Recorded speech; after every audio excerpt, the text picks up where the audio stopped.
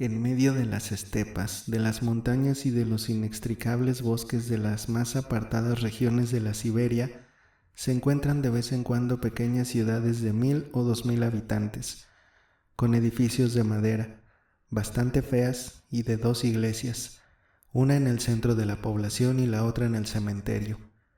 En una palabra, ciudades que más bien parecen aldeas de los alrededores de Moscú que ciudades propiamente dichas. La mayor parte de sus habitantes está compuesta de agentes de policía, asesores y otros empleados subalternos.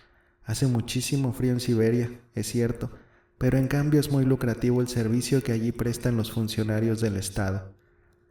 Son sus moradores gentes sencillas, sin ideas liberales y de costumbres antiguas que ha ido afianzando el tiempo. Los empleados, que constituyen con perfecto derecho la nobleza de Siberia, son, o naturales del país, indígenas siberianos o procedentes de Rusia. Estos últimos llegan directamente de la capital, seducidos por los elevados sueldos que disfrutan, por las subvenciones extraordinarias para gastos de viaje, etc., y acariciando otras esperanzas no menos halagüeñas para el porvenir. Los que aciertan a resolver el problema de la vida se establecen definitivamente en Siberia, resarciéndose más tarde sobreabundantemente los copiosos frutos que recogen. En cuanto a los imprevisores que no saben resolver aquel problema, se aburren bien pronto y reniegan de Siberia y de la idea que se les ocurrió de solicitar aquel empleo. Permanecen devorados por la impaciencia los 3 años de su compromiso y se apresuran a repatriarse, hablando pestes de Siberia. Pero no tienen razón. Es este país un verdadero paraíso, no solo por lo que concierne al servicio público, sino por otros muchos motivos. El clima es excelente, los comerciantes son ricos y hospitalarios, y la población europea es muy numerosa. Las mujeres jóvenes de moralidad intachable semejan capullos de rosas. La caza corre por las calles al encuentro del cazador. Se bebe champaña en abundancia, el caviar es exquisito y las mies producen a veces el 15%. En una palabra, es una tierra bendita, que basta saber aprovecharla como suelen hacer muchos. En una de estas ciudades, una ciudad alegre y muy satisfecha de sí misma, cuyos vecinos dejaron en mí un recuerdo imborrable, fue donde encontré al desterrado Alexander Petrovich Gorianchikov, ex gentilhombre y propietario ruso. Había sido condenado a trabajos forzados de segunda clase por haber matado a su esposa. Cumplida su condena, 10 años de trabajos forzados, continuaba viviendo allí tranquilo y olvidado, en concepto de colono, en la pequeña ciudad de K. Habíase inscrito en uno de los cantones de los alrededores, pero residía en K, donde se ganaba la vida dando lecciones a los niños. Es frecuente encontrar en Siberia deportados que se ocupan en la enseñanza de la niñez. Se les tiene consideración porque enseñan bien, especialmente la lengua francesa, tan necesaria en la vida, y de la cual, a no ser por ellos, no se tendría la más ligera noción en las poblaciones más apartadas de la Siberia. La primera vez que vi a Alexander Petrovich fue en casa de un funcionario, Iván Ivanich Vozdikov, respetable y hospitalario anciano, padre de 5 muchachas en las que se podían fundar las más bellas esperanzas. Alexander Petrovich les daba sus lecciones 4 veces por semana, a razón de 30 kopeikas, de plata por lección. Era este un hombre excesivamente pálido y flaco, joven aún, pues no pasaba de los 35 años, pequeño de estatura y vestido esmeradamente a la europea. Cuando se le dirigía la palabra, miraba fijamente y escuchaba con aire meditabundo como si se le propusiese la solución de un problema o creyera que se trataba de arrancarle algún secreto. Respondía con claridad y concisión, pero pensando de tal modo cada palabra que sin saber por qué, sentíase uno molesto y embarazado, deseando que acabase cuanto antes la conversación. Pedí a Iván Ivanich informes acerca de un sujeto tan singular y me contestó que Gorianchikov era un hombre de conducta ejemplar, pues de lo contrario no le hubiese confiado la instrucción de sus hijas, pero que, no obstante, su misantropía había llegado al extremo que rehuía la sociedad de las personas cultas, leía mucho, hablaba muy poco y no se prestaba jamás a una conversación en que fuera preciso hablar con el corazón en la mano. Aseguraban algunos que estaba loco, pero esto no era inconveniente para que hasta las familias más conspicuas utilizaran los servicios de Alexander Petrovich y no le escasearan sus atenciones, porque podía ser muy útil para escribir solicitudes. Creíase que pertenecía a encumbrada estirpe rusa y era muy probable que entre sus parientes hubiera alguno que ocupase elevada posición, mas era notorio que había roto toda relación de familia desde el día de su deportación. No tenía motivos para esto, pues sabido era que había matado a su mujer por celos en el primer año de su matrimonio y habíase entregado espontáneamente a la justicia, logrando así que la pena que se le impuso fuese menos severa. Los delincuentes como él son tenidos más bien como desgraciados dignos de compasión. Sin embargo, Petrovich vivía obstinadamente retraído, sin aparecer en sociedad nada más que para dar sus lecciones. Al principio no me llamó la atención, pero luego, sin que pudiese explicarme el motivo, comenzó a desinteresarme sobremanera aquel hombre enigmático. Discurrir con él era completamente imposible. Respondía sí a todas mis preguntas, y aún parecía que se consideraba obligado a hacerlo, pero en cuanto me contestaba yo no me atrevía a seguir el interrogatorio. Después de esas tentativas de conversación, observaba yo en su rostro una extraña expresión de pesar y de agotamiento.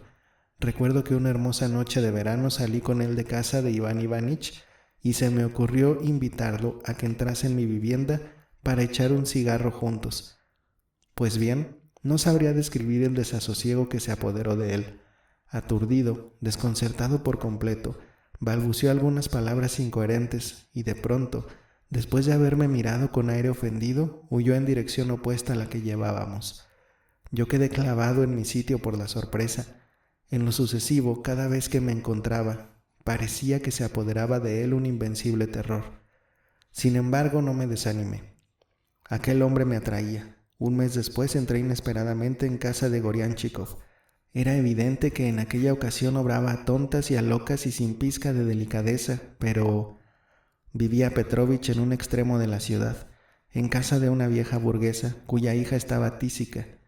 Tenía ésta una niña, ilegítima, de 10 años de edad, a la que en el momento que yo entré, Alexander Petrovich estaba dando lecciones de lectura.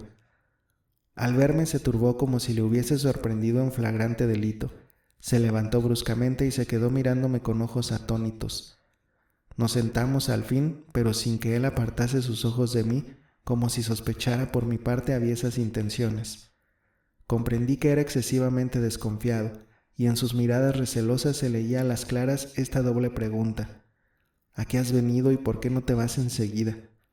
Le hablé de nuestra pequeña ciudad y de las noticias del día y él callaba y sonreía con sonrisa de mal agüero. No tardé en comprobar que ignoraba en absoluto lo que sucedía en la población y que no le interesaba el saberlo. Cambié entonces de conversación y le hablé de nuestro país y de sus necesidades, pero Alexander Petrovich me escuchaba en silencio, mirándome de un modo tan extraño que me hizo arrepentir de haber abordado aquel tema. Muy poco faltó para que le ofendiese ofreciéndole los libros, intonsos aún, y los periódicos que acababa de recibir por el último correo. Petrovich lanzó a los libros una mirada codiciosa, pero enseguida cambió de parecer y rehusó mi ofrecimiento, so pretexto de que no disponía de tiempo para dedicarse a la lectura. Finalmente me despedí de él, y al abandonar su casa sentí el corazón oprimido, lamentando el haber atormentado a aquel hombre que rehuía obstinadamente la sociedad de sus semejantes. Había notado, entre tanto, que poseía muy pocos libros, y me separé de él, persuadido de que no era un lector tan asiduo como me habían asegurado. No obstante, más tarde, en 2 ocasiones distintas pasé en carruaje por delante de su casa, a horas avanzadas de la noche, y me sorprendió que estuviesen iluminadas las ventanas de su cuarto.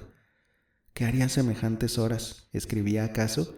Y en caso afirmativo, ¿qué era lo que escribía? Permanecí 3 meses ausente en la ciudad y supe con pena, a mi regreso, que Alexander Petrovich había muerto durante el invierno, sin llamar siquiera al médico, y que casi no se acordaban ya de él. La habitación que ocupó en vida había quedado desalquilada y no tardé en entablar conocimiento con su patrona, con objeto de saber por ella qué vida solía ser su huésped, y sobre todo si escribía. Le entregué 20 copeicas a cambio de un cesto lleno de papeles manuscritos que había dejado el difunto y me confesó que había empleado 2 cuadernillos para encender el fuego. Era la patrona una anciana triste y taciturna, y nada interesante pude saber por ella acerca de su huésped. Díjome, sin embargo, que no trabajaba casi nunca y que se pasaba meses enteros sin abrir un libro ni tomar la pluma. En cambio, paseaba toda la noche por su habitación, entregado a profundas reflexiones, hablando a veces en voz alta.